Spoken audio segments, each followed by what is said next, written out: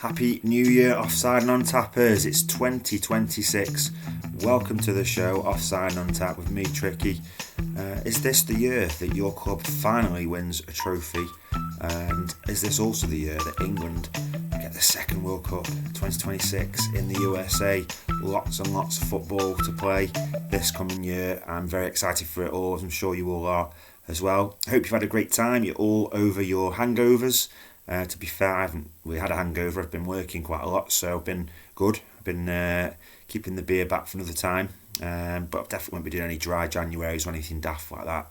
That would be ridiculous. People saying they're doing that then start again in February. What do you really gain? Unless you're doing it for charity or something like that, perhaps.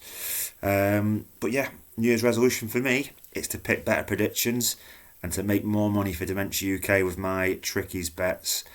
Really need to step that up in the second half of the season. We are halfway, 19 out of 38 games played. Interesting start to the season, isn't it? Lots of clubs who are up and down, yo-yo in between the top and the bottom half, break away from the top three, and a bit of a drop off from the bottom three as well. So, sort of getting a bit of a strange formation on the table, and which Newcastle sort of caught in the middle of that for me. So, not far away from the top four, but also not many miles away from being pulled into towards the bottom three, although it's quite a big gap. So I think it's 12 points already. So lots to play for in the season and the rest of the season to come. Very exciting. This is Offside and Untap, and if it's your first time, every episode it's a new beer of choice for the week to show you, and to sort of not sponsor the show, but we'll say sponsor the show, we'll say sponsor. So I've gone for this one today, bought this from the shop local to me. It's Kingfisher Premium Lager. I don't have this too often, but they do have it on bottles and Wetherspoons, so in the summer it can be a beer of choice to take outside in the beer gardens. Either that or a Rattler. I do like a Rattler cider actually from Wetherspoons, really nice. This is a 650 millilitre bottle. It's 4.5% alcohol. It's an Indian beer, and it's brewed in Bangalore, India by United Breweries Group.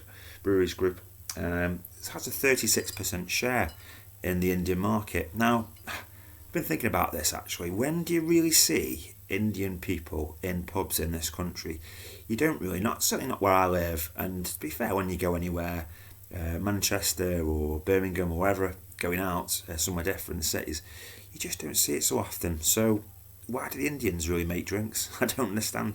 I might be wrong. Tell me if I'm wrong.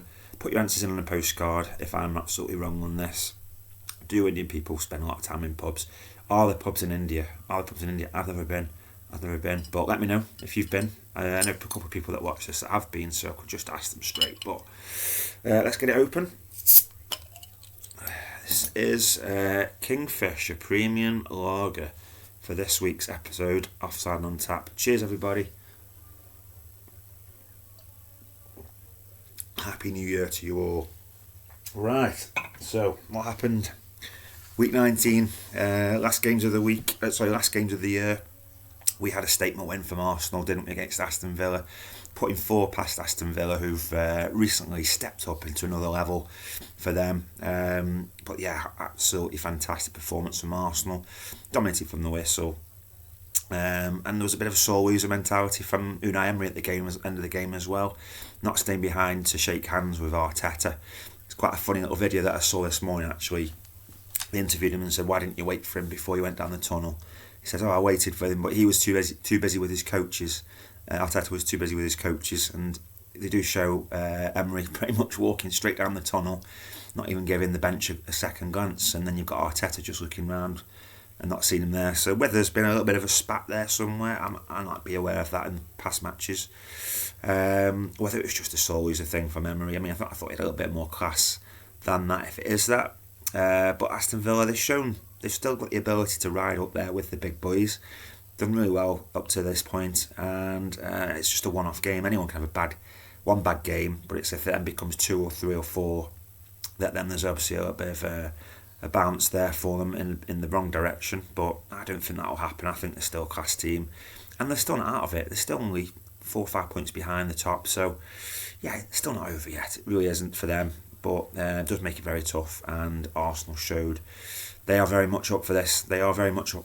But February is still to come, and they do have a challenge in February afterwards to keep it going, as we've seen in the past 2 or 3 seasons.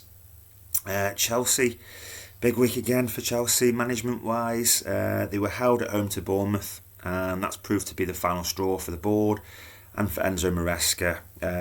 Chelsea spent £621 million on transfers in since he joined the club, and they've got a Europa Conference League and a World Club Championship to show for it, but the board wanted more. The board wanted Premier League success. Season started off promising as it did last season, but again it's done the same again. They've tailed off. Chelsea aren't able to maintain winning games enough to stay with the big boys at the top, the Arsenals and the Man Cities of the world. It's come to this again 18 months later. Another manager that they're looking for. Liam Rosenior, favourite to take over the position. English manager, young English manager. Now this would be absolutely fantastic to see an English manager at a top club like Chelsea. There aren't many of them about. There's not many at all. Eddie Howe's definitely one of those, fortunately for Newcastle and for myself. But it would be great to see Liam Rosenior at a top club and given a chance to do what he's capable of doing, hopefully. Currently at Strasbourg, of course, so obviously got to sort that out if he is the one that's chosen. I want to see that, and I don't know if Chelsea fans will want to see that, but yeah, it'd be great. It'd be great for the Premier League to see that. What happened as well, New Year's Day yesterday, I'm pretty glad I was at work, to be fair. Some ball games, 4 ball draws, only 2 goals between the 4 games. I think the strikers from all those clubs had a late night the night before because none of them were looking sharp at all. Really dour games. Maybe there was some late fireworks outside the hotels and they kept the players up and they had no energy for the day. Man City spoilt my spoiler. I said there was a spoiler. I thought they were going to be the ones to break Sunderland's unbeaten home run, especially with Sunderland missing so many players. Didn't happen. Sunderland managed the game really, really well, defended excellently. Granit Xhaka again, he's everywhere. He was absolutely everywhere. He's at the back, defending, he's up top, putting the balls into the box, setting up chances for Sunderland. He's that such a key player, and I'll be glad that he's one of the players that's not currently missing. He's the leader, he's the one who makes them tick. And they defended with every inch of their bodies for especially the last 10 minutes. City were pounding the goal, getting efforts into the box, running at them. They didn't give in, and a lot can be taken from Sunderland's performance. From a lot of clubs who concede goals late in the game, hence sort of Newcastle I'm talking about there, unfortunately. But yeah, they obviously didn't beat Manchester City at home. It's not for everybody, Sunderland, is it? Man City did get beaten at Newcastle. So this obviously ultimately now means that Arsenal have got breathing space at the top of the Premier League. But games come thick and fast, and there's no point can Arsenal take the foot off the accelerator. It's relentless. Where will both teams be when they meet on the 18th of April at the Etihad Stadium? Who knows? It's going to be close. I feel it's going to be close. Can anyone else get into that top part of the table? Can Villa stay there? Liverpool, they again, drawing a game against Leeds, probably showing that they can't get back. Probably a little bit too much for them, even with all the players they've got. What happened in the prediction, the points, just myself predicting results before Christmas. Obviously it's a busy time, people aren't necessarily watching YouTube, they're getting kids ready for Christmas, working, etc. So absolutely fine. I'll let you all off. But I only made 4 correct predictions from the 10 games, no correct scores, so a very meagre 4 points for myself this last game week 19. But here we go, week 20 predictions with Tricky, with me. And first up in the predictions, it's the Midlands derby, Aston Villa at home to Nottingham Forest. Yes, I say it's a little bit of a Midlands derby, not the big one, of course. I tend to find that Aston Villa, the Birmingham one, if they could stay in the Premier League, would be the major one, or West Brom. It's opposite ends of the table for these two teams. Aston Villa, as we say, up in the top 4, doing really well, playing excellent football, and they'll be glad to be back at home and have an opportunity to bounce straight back against a very poor Nottingham Forest team. Aston Villa indeed have won the last 3 home meetings in the Premier League between the two clubs, so good form on that front, and I fancy Aston Villa to bounce straight back in this game. I'm going to go for a 2-1 Aston Villa win. Next up, it's 2 teams that are really struggling to win a game in the Premier League right now. It's Brighton at home to lowly Burnley. Burnley unbeaten at the Amex in the Premier League, actually, which is a terrific stat. In the 6 games they've played there, they've won 2 and drawn 4. But yeah, as I mentioned, both teams are winless in a lot of games. Brighton haven't won for 6, and Burnley haven't won for 10. So this has got a poor draw written all over it, to be honest with you. Will either team break their long-awaited run for a win? I really don't fancy it, and I think the only reason that Brighton are not down in the bottom 3 is the former Danny Welbeck. He's got 8 Premier League goals, and other than that, I think they'd be down there fighting for their lives.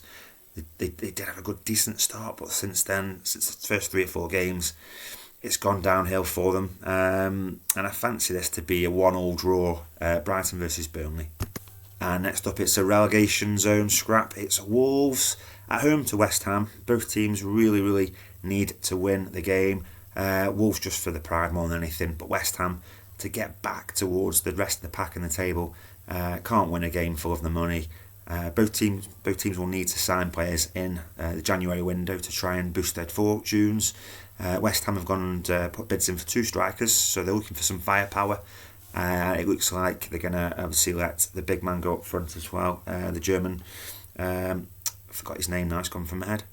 I'll come back to me in a minute. But yeah, both teams have to hit the ground running in January for different reasons. There's only been 1 clean sheet between both teams in the Premier League so far, and that was West Ham. It's poor. Jared Bowen has got 6 goals versus Wolves. That's the most he's scored against any one particular club in the Premier League, and I think it could be a very close game and a tight game, but West Ham are going to go and get hopefully a win for them. Going to back a Jared Bowen goal, actually. I'm going to go for a 1-0 win to West Ham away at Wolves. And next, we've got Bournemouth at home to Arsenal. It's a very, very similar situation to the last 2 teams for Bournemouth. Winless and 10. They've dropped to 15th in the table, and that's a massive worry, especially considering that there are likely bids coming in for main man and star striker Semenyo, particularly from Manchester City, who's been back to go there, amongst other clubs. And it's a real worry for Bournemouth. I think if they don't start winning soon, they're going to get dragged down there, particularly when the likes of Leeds, Everton and teams like that have been up and down and winning games and not losing many as well, so they could get easily dragged down there into that scrap, and they could lose the Premier League status, which you wouldn't have anticipated that at all at the start of the season, the way they played, with the many goals they played and scored. And then you've got Arsenal, winning machine, players all coming back to form, players coming back to fitness as well, key for them, and I can't see anything else other than an away win. Arsenal to win 2-0 against Bournemouth. The next game's got a potential to be a fantastic encounter. 2 clubs that fans absolutely hate each other. It's the Yorkshire-Lancashire divide. It's Leeds versus Manchester United. It's a very exciting one, actually. I really do hope I can get to see some of this. However, Leeds haven't had great fortune against Manchester United in the Premier League, having only won 1 of the last 19 meetings. But it's a great time to play Manchester United, particularly with Leeds' form, having gone unbeaten for the last 6 games, and not just unbeaten but against big teams, twice over against Liverpool, Chelsea, Brighton, Sunderland, and they've done excellent, and Daniel Farke needs great credit. Still remains to be seen whether he's manager of the month. I think he should have got it for December, certainly. Depleted squad for Man United to the point where they're having to put out the kids, Fletcher brothers and the like. And it's at Leeds. It's a really tough place to go, particularly when you're not playing so well. Man United were lucky to get a win against Newcastle at Old Trafford, and then followed it up and only drew against Wolves as well. So it's proven that they are struggling without the main men, without Mbuemo, Diallo, people such as this, and they're vulnerable. So I'd fancy Leeds to win this game 2-1. That would be a major win for Leeds to keep the run going. Half time in the game runs. Let's have another little drink. Wet the whistle. Lovely Kingfisher. Where are we at? Everton versus Brentford, 8th versus 9th the table, separated by just 1 point. Everton are actually unbeaten in 6 games versus Brentford, and they are particularly better at home as well. Brentford are particularly bad away from home, so you would think I'll go with one position or the other over the other here, but Everton keep beating teams around them when they need to keep them in that top half, playing actually okay football despite a couple of losses to the squad. And Jack Grealish not particularly playing as well as he did at the start of the year either. But they've got players that are fighting for the cause, playing really well for David Moyes, and he's keeping them in that middle pack. But it only takes a couple of losses and you're suddenly back down there as well. Brentford up and down.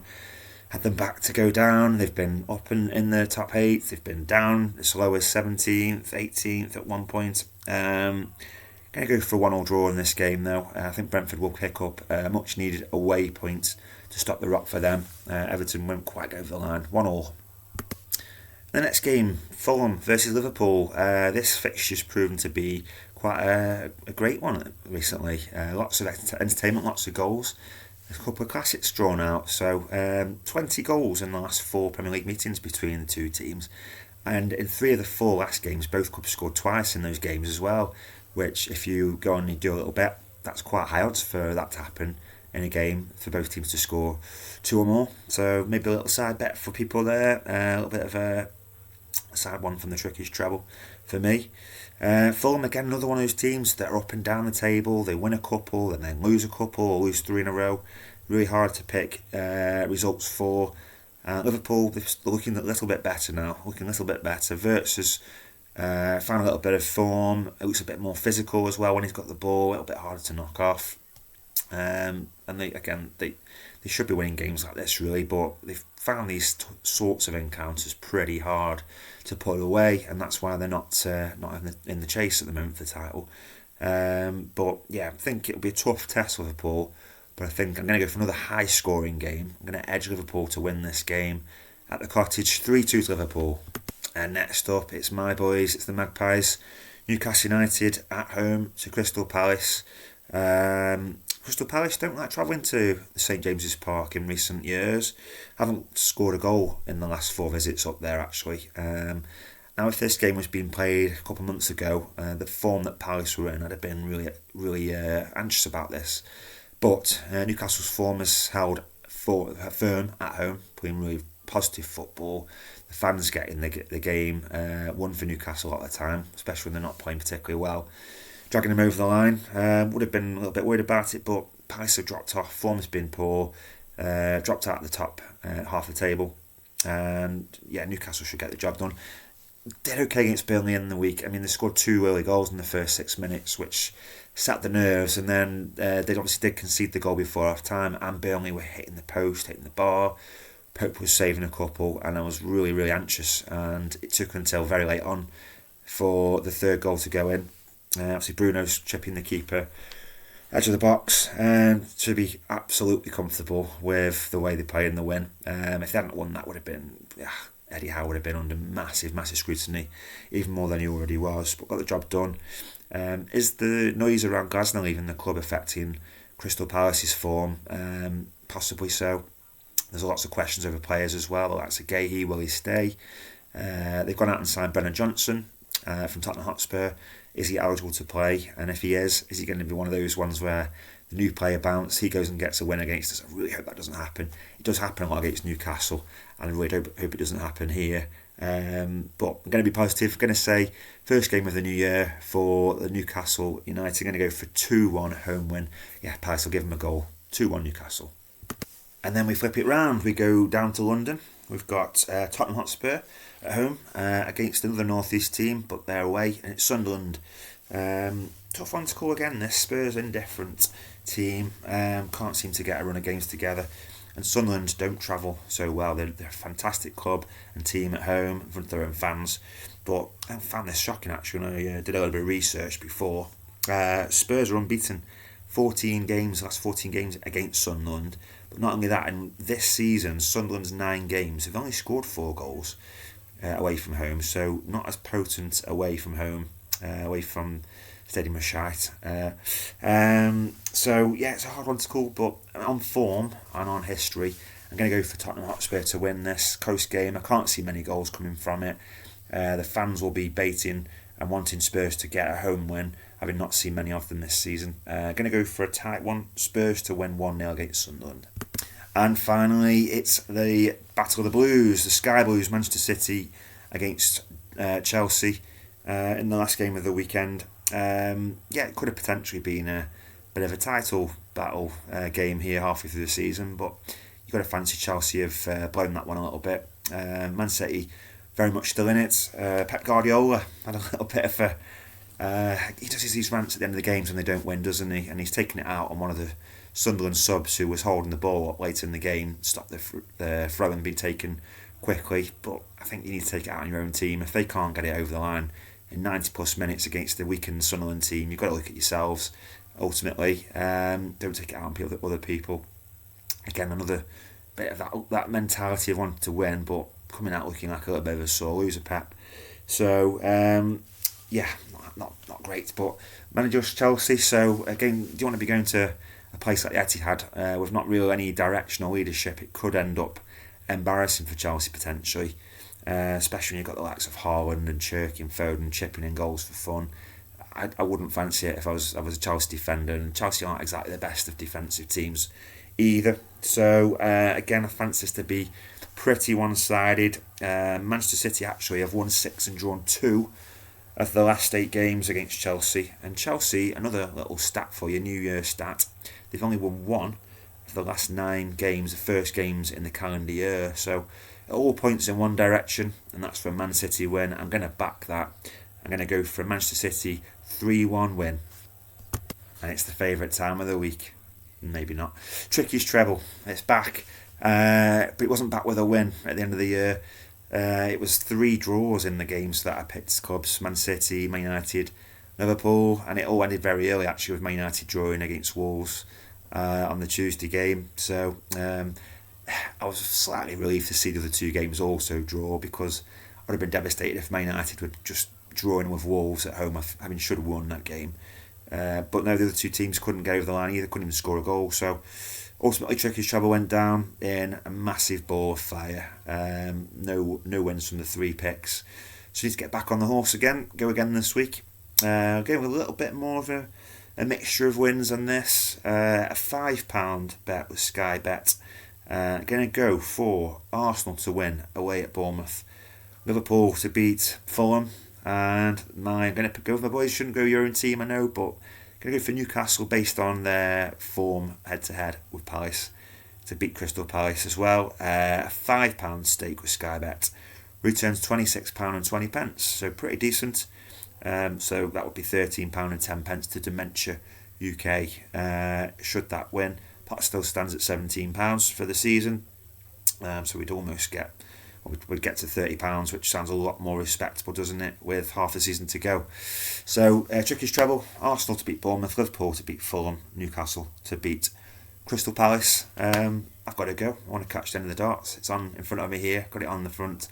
Going to watch the last bit of the semi-finals. Hope you're all having a good start to the year. I'm going back to work tomorrow. I've got another 6-7 days straight, so we keep going, we keep ploughing on. If you're working too, keep doing the same. If you've liked the video, please like it down below.